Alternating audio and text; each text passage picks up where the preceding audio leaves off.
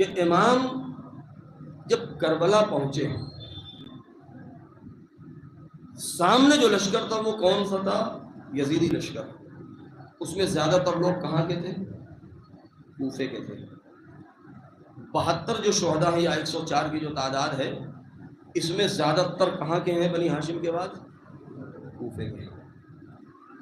کبھی اس چیز کو موقع ملے تو میں پڑھوں آپ کے سامنے کہ عبید اللہ ابن زیاد نے جو چال چلی تھی، کتنی خطرناک چال تھی وہ، کہ جب جناب قیس ابن مصہر سیداوی اسدی پہنچے، جناب مسلم پہنچے، جناب ہانی ابن عروہ کو گرفتار کیا، جناب مختار ابن ابو عبید ثقفی کو پکڑا، جناب دیگر بہت سارے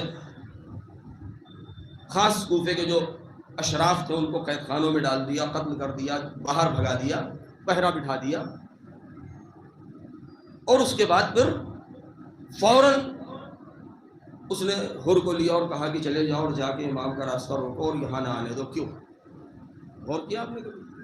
یہ چیزیں بیان ہونی چاہیے، اس لیے کہ عبید اللہ ابن زیاد اس سے پہلے مغیرہ کا وہ تھا، اور اس کے بعد اس نے اس کو سسپینڈ کر دیا اور اس کی جگہ پر عبید اللہ ابن زیاد کو بنا دیا یزید نے، جو بہت بڑا مکار تھا۔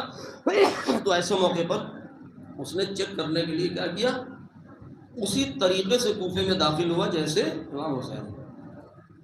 تو جب وہ کوفے میں داخل ہوا تو کیا دیکھا کہ کوفے کے جتنے زن و مرد، چھوٹے بڑے ہیں، بچے بوڑھے جوان، سب ہیں، سب کے سب کوفے سے باہر نکل آئے اور سب لبیک یا حسین، اور آئیے اور آئیے، اور اہلاً و سہلاً و مرحباً، اور خوش آمدید اور ویلکم۔ اور پھر اس کی آنکھیں نکل آئیں، اس کا کلیجہ دہل گیا کہ ارے یہ کیا ہوا؟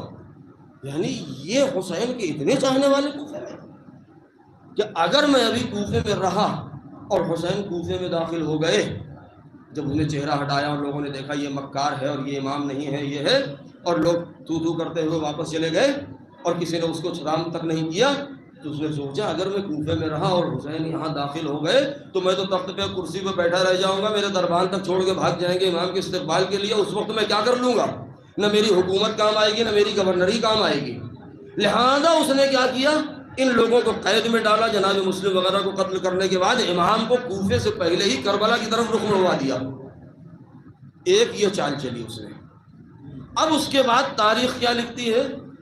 نہیں، یہ تاریخ جھوٹی تاریخ۔ ارے جناب کوفے والے تو بے وفا ہیں، یہ بتائیے آپ کے پاس کوئی ثبوت ہے کوفے کے بے وفائی کے اوپر؟ کہاں سے کہہ دیا کوفے والے بے وفا ہیں؟ کہتے ہیں کوفے والے بے وفا ہیں، علی اکیلے پڑ گئے۔ میں چیلنج کے ساتھ پوچھنا چاہتا ہوں، بتائیے علی کوفے میں اکیلے پڑے تھے یا مدینے میں اکیلے رہ گئے تھے؟ بتائیے۔ جناب صدیقہ طاہرہ نے کہاں پوچھا تھا اے علی میں نے سنا ہے لوگ آپ کو سلام نہیں کرتے؟ مدینے میں پوچھا تھا یا کوفے میں پوچھا تھا؟ مدینے میں علی اکیلے پڑے تھے۔ لوگوں نے غداری کہاں کی تھی؟ کوفے میں کی تھی یا مدینے میں کی تھی؟ اگر کوفے میں غداری کی ہوتی تو علی جنگ جمل میں ہزاروں کا لشکر لے کر کے کیسے چلے جاتے؟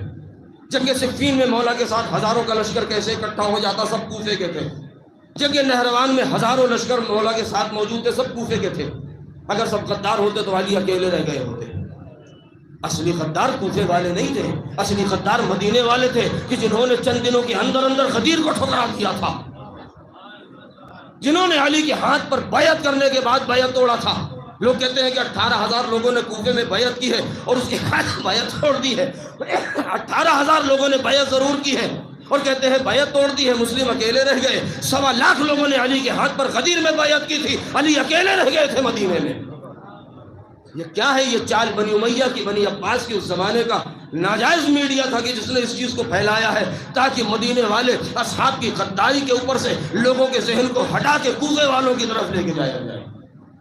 یہ سب چیزیں سمجھے تب سمجھ میں آئے گا حقیقت کیا ہے، اس لیے کہ ہمارے جوانوں کو، ہمارے ذہنوں کو، لوگوں کے اذہان کو، فکروں کو وہاں سے منحرف کیا گیا ہے تاکہ ہمارے درمیان